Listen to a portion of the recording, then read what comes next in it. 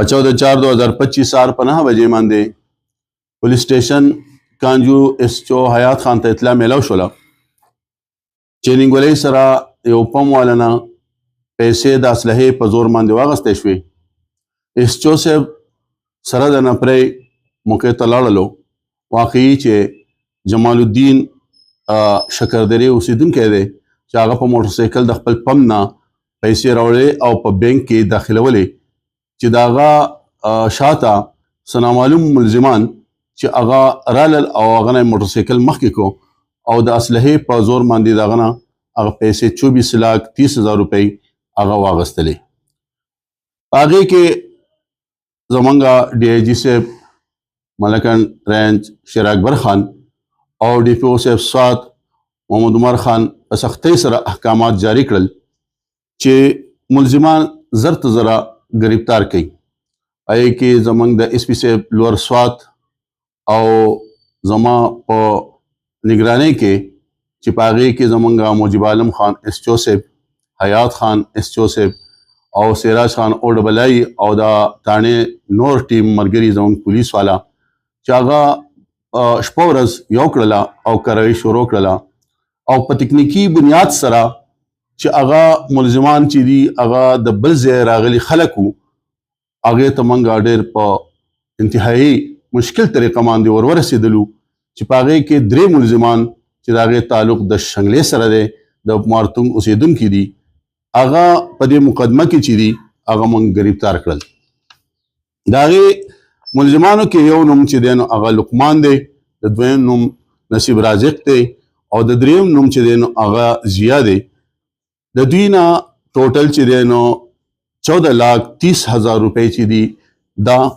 او 2 موټر سایکلې، 2 تماچې او 3 موټر سایکلې دا چې دي دا دوی نه ریکور شول. په دې کې یو بل ملزم چې هغه سرکاري اهلکار دی هغه مطلوب دی او په هغه بسې زموږ کوشش جاری دی. انشاءالله تعالی زر ته زره چې هغه به هم گرفتار شي او به هم تاسو ته موږ پیش کوو. په دې کې نصیب رازق ملزم چې دی نو هغه په 5 مقدماتو کې پنجاب ته په ډکیتۍ کې پکار دی. دا چې دا یو ډېر اهم مقدمه وه ځکه چې دا زموږ لپاره چیلنج و. نو په دې کې شپه ورځ پولیس زموږ ټیم چې دی هغه ډېر په ایماندارۍ سره او په اخلاص سره کوششونه وکړل او اصل ملزمان ته ورسېدل او هغه گرفتار کړل. د دې سره سره په مختلف چوری چکاری او منشیات مقدماتو کې نور ملزمان هغه زمونږ تاڼه کانجو او کابل کې هغه گرفتار کړي دي چې په هغې کې د یو نوم بهادر علي دی چې هغه د ګوالیرۍ بیها اوسېدونکی دی، یو نذیر احمد چې هغه د مومن ایجنسۍ سره تعلق ساتي، دریم فضل واحد چې د ګټ پیوچار دی، عظمت الله نظام کامران چې دا د صخرې مټې سره تعلق لري، اسماعیل چې دی هغه د ملکن ایجنسۍ سره د هغه تعلق دی چې د دوی د قبضې نه یو روډ کراس جیپ، یو موټر ویډس از قسم ویډس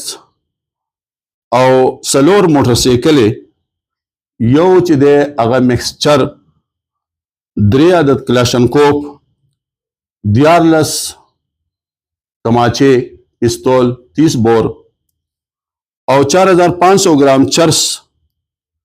5 تولې سونا او 80,000 روپۍ د دوی د قبضې نه هغه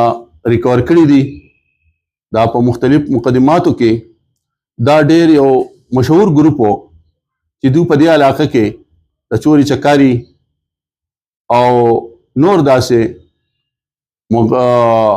د مقدماتو کې ملوث و چې د دوی د قبضې نه دا سامانونه دا ریکور شوي دي.